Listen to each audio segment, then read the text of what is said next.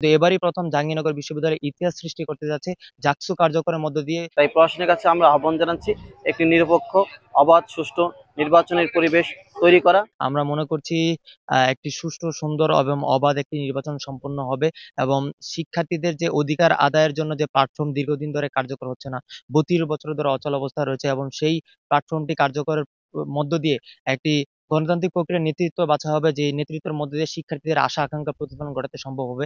আমরা প্রত্যাশা করছি যে বিগত সময়ে দেখেছি যে ডাকসু কার্যকরের মধ্যে দিয়ে অন্যান্য ছাত্র সংসদগুলো কার্যকর প্রক্রিয়ার শুরু হয়, কিন্তু এবারই প্রথম জাহাঙ্গীরনগর বিশ্ববিদ্যালয়ে ইতিহাস সৃষ্টি করতে যাচ্ছে জাকসু কার্যকরের মধ্য দিয়ে।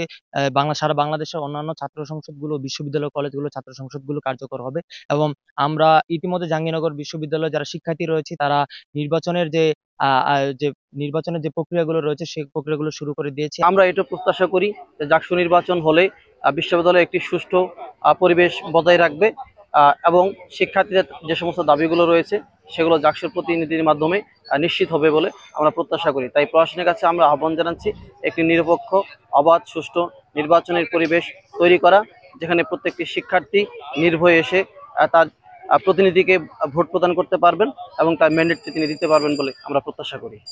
বাংলাদেশ জাতীয়তাবাদী ছাত্র দলের দীর্ঘদিন ধরে আমাদের প্রাণের দাবি জাকসু।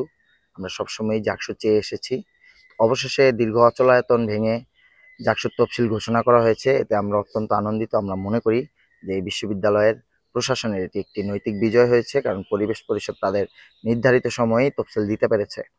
নির্বাচনী নিরাপত্তার কথা চিন্তা করলে আমরা মনে করি এখনো শতভাগ নিরাপদ নয় ক্যাম্পাসটি।